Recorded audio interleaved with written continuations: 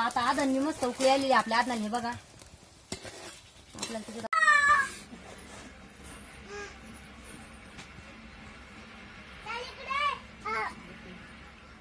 नमस्कार मित्रांनो, पुन्हा एकदा मराठी व्हिडिओ मध्ये तुमचं स्वागत आहे. आणि आज आता दुपार झालेली आहे. दुपारचे आता 1 वाजलेला आहे. तर कविता आणि शंभू आत्ताच त्यांच्या मामाच्या घरून आलेले.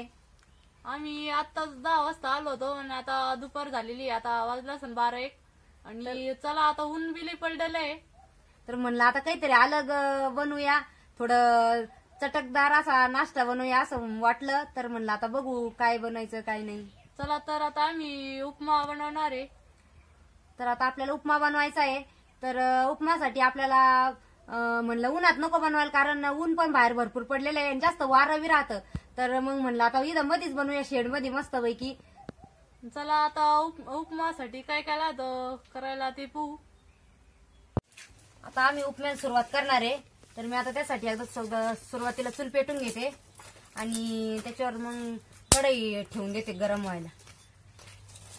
तर तोपर्यंत आता कविता चालू आहे तिकडं. चला तर आता मी उपमासाठी काय काय घेतलेले ते पहा.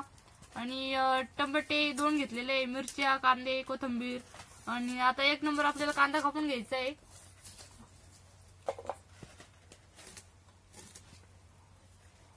चूल बी आपला मस्त पेटलेली आता आणि त्याच्यावर मी आता कढई ठेवते गरम व्हायला. आणि आता तोपर्यंत आपल्याला आहे ना, हे बघा मी एवढा गरा घेतलेला आहे. उपम्यासाठी आपल्याला गरा लागतो. तर एकदम असा जाडसर गरा घेतलेला आहे. काही काही बारीक पण राहतो, पण मी थोडासा जाड घेतलेला आहे. म्हणजे जाड याने ना तो मस्त फुगतो आणि आपला उपमा आहे एकदम मस्त लागतो. तर मी आता त्याला एकदम व्यवस्थित निसून घेतलेले, त्यात काही घाण वगैरे काही नाही आता. आणि पॅकिंगचा रवा घेतलेला आहे, त्याच्यामुळे त्याच्यात काही असं हे नाही राहत. तर एवढा 1-1.5 वाटी रवा घेतलेला आहे मी. तो आता आपल्याला मस्तपैकी भाजून घ्यायचा आहे.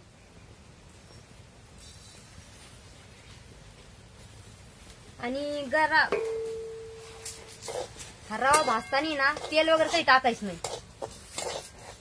समजा आपण जेव्हा शिरा ते बनवतो ना, तर त्याला आपल्याला तेल किंवा तूप टाकावं लागतं. तर आता आपल्याला उपमा बनवायचा आहे तिखट, तर त्याला जास्त काही म्हणजे तेल वगैरे काही टाकावं नाही लागत, नुसतं भाजून घ्यायचं तसंच. आणि जास्त काही लाल नाही होऊन द्यायचा. ज्या पद्धतीने आपण शिऱ्याला जसा भाजून घेतो का, इतकं जास्त नाही होऊन द्यायचं. थोडसा आपला रवा एकदम मस्त भाजलेला आहे बा, एकदम त्याला लाल वाण आलेला आहे. आपल्याला तो आता एक प्लेट मध्ये काढून घ्यायचा. सोनपापडी सरभर भाजून थोडा वेळ. तुला खायचा ना उपमा? तर हे बा एकदम मस्त असा लाल वाण आलेला आहे त्याला. इतका लाल व्हायला पाहिजे. चला तर आता कांदा बी कापून झालेला आहे आणि आता टमाटे कापून राहिले. आणि अजून टमाटे कापायला टाइम लागणार, त्यासाठी त्यांना मिरच्या कापून घ्यायला लावलेल्या आहे उचटणीना. आणि अशा म्हाताऱ्या बाया ना अशा यांना उचटणीना मिरच्या कापित होत्या. पहिल्यांदा असंच होतं पहिल्यांदा आईन ते आपल्या असंच कापित होत्या. चाकू ते निघला, असंच कापायच्या. आता चाकू ते निघले नाही तर पहिल्यांदा चाकू निघले नाही, पहिला असंच करत होत्या आईन. आणि असं पटापटा बी होतं, चाकू नंतर टाइम लागतो. आता आमची सोनपापडी इथं बसलेली. सोनपापडी काय खायचं तुला? काय खायचंय? उपमा खायचा. उपमा ते कोथिंबीर नको, निसून ठेवलेली मी ती आपल्याला कापून घ्यायची, आपल्याला टाकायची त्याच्यामध्ये. शंभू उठला पाय बरं, जाय बरं. शंभू उठला पाय आपला, जाय बरं. शंभू मामाच्या गावावरून आला ना. त्याला जरा काय बरं वाटत नाही, तो बी रोड राहिला जरा. इकडचं वातावरण तिकडचं वातावरण थोडं अलग झालं ना आता. पाणी बदललं ना आता.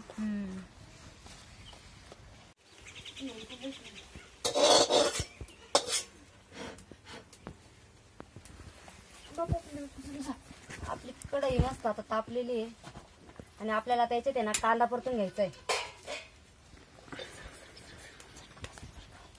आपण सगळे मसाले काढून घेतलेले त्याच्यात. हे बघा आपल्याला जेवढे टाकायचे तेवढे सगळे मसाले काढून घेतलेले याच्यात. तर आता आपण आहे ना कांदा परतून घेऊया.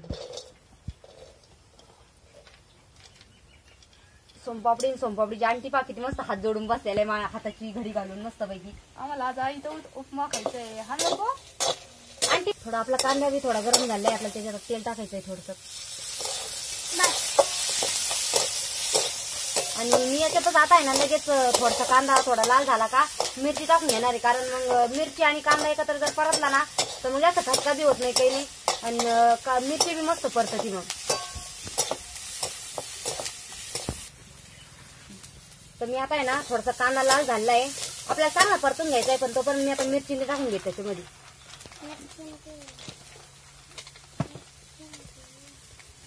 थोडं मिरच्या टाकून घेतल्या मी याच्यात.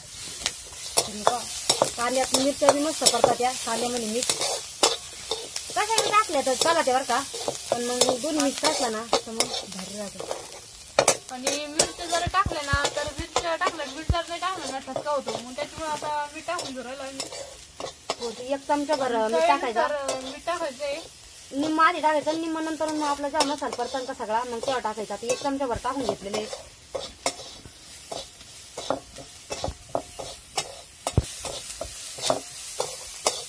मिरची आणि कांदा थोडासा परतलेला आहे, मी आता त्याच्यात शेंगदाणे टाकून घेते.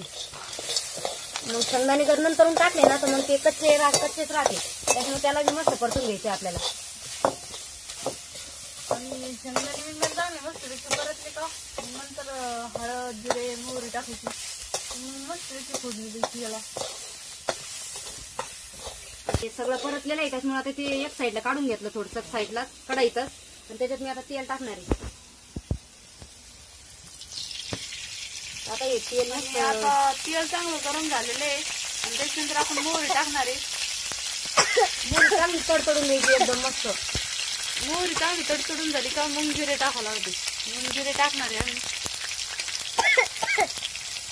मागवलं टाकू जिरे बी मस्त लाल झाले टाकायची आपली थोडीशी हळद आणि टमाटे, 2 टमाटे बरोबर टाकून घेतले मस्त. आणि त्यानंतर कढीपत्ता आणि थोडी कोथिंबीर टाकलेली, थोडीशी कोथिंबीर पण ठेवली नंतर टाकायची टाकली. आणि सगळं आपल्याला व्यवस्थित मिक्स परतून घ्यायचं. चांगलं 1 मिनिटभर परतून घ्यायचं म्हणजे. तर आम्ही पहिले 1 चमचा मीठ टाकलं होतं ना, आता डबल 1 चमचा मीठ टाकून राहिलो. आणि हे सगळं मस्तपैकी परतलेलं आहे. आता आम्ही एकदम भारी असं मस्त सगळा मसाला एक जीव झालेला आहे, आणि आपल्याला त्याच्यात आता आदल्यासाठी पाणी टाकायचंय. तर आता पाणी टाकून घेऊ आपण त्याच्यात. आपल्याला जेवढा उपमा बनवायचा त्या पद्धतीने आपण पाणी टाकणार आहे. आपण जेवढा रवा घेतलेला आहे, वाटी 1.5 वाटी काय जे असेल ते, तर त्याच्या अनुसार आपल्याला पाणी टाकून घ्यायचं. तर या पाण्याला मस्तपैकी आपल्या उकळी आणून घ्यायची. डुग्गू पण आलेला आहे मामाच्या घरून. डुग्गू इकडे बघ, शंभू हे बघ, हे बघ आमचा शंभू पण आज चाललाय मामाच्या घरून. आला ना तू, सरक सरक. आणि आम्हाला त्याची लई आठवण येत होती, पण मग आला तो आज. आता काय तर आपलं मस्त आधन उकळलेलं आहे, आणि आपल्याला हा रवा त्याला टाकून द्यायचा आहे आता मस्त. सगळा रवा टाकून दिलेला आहे. आता त्याला व्यवस्थित हलवून घ्यायचं, गुठळ्या होऊन नाही द्यायच्या, काहीच नाही, हलवीत राहायचं सारखं. आणि चांगली पाण्याला उकळी येऊन द्यायची, म्हणजे मग गुठळ्या नाही होत, काहीच नाही होत. 5 मिनिटं मस्त हलवून घ्यायचं. हा रवा करताना तर पहिल्याच्या आठवतं, समजा जेव्हा आम्ही शाळेत जायचो ना तेव्हा आमच्या मम्मीने ते असाच उपमा बनवून द्यायचा आम्हाला. तेव्हा काय उपमा काही नाही, फक्त तिखट शिरा कर म्हणलं का मग असं बनवून द्यायचे मम्मीने त्या. तर मस्त लागायचं एकदम भारी. हे बघ आपलं आता एकदम मस्त घट्ट झालंय. पाण्याचं प्रमाण थोडं जास्तच ठेवायचं, कारण मग शिजायला जास्त पाणी लागत ना, रवा जास्त पाणी घेत राहतो शिजायला, त्याच्यामुळे थोडं जास्त पाणी ठेवायचं. मग मस्त असं अजून सुद्धा थोडा वेळ ठेवावा लागणार आहे.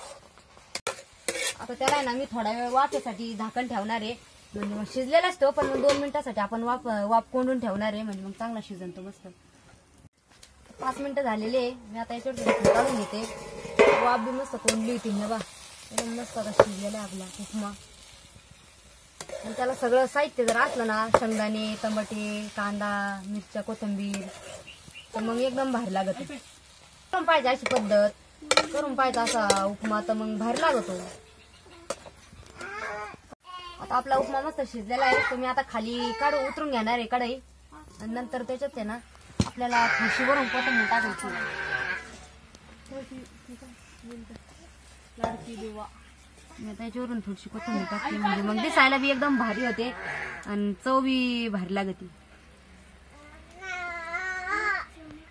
चला तर आपला आता उपमा तयार झालेला आहे आणि एकदम मस्त भारी दिसून राहिलाय बघा. आणि तुम्ही पण करून बघा ही रेसिपी कशी वाटती कशी नाही मस्त ना आम्हाला कमेंट मध्ये नक्की सांगा. तुम्हाला जर हा व्हिडिओ आवडला तर लाईक करा, शेअर करा आणि जर तुम्ही चॅनलवर नवीन असाल तर सबस्क्राईब जरूर करा. धन्यवाद.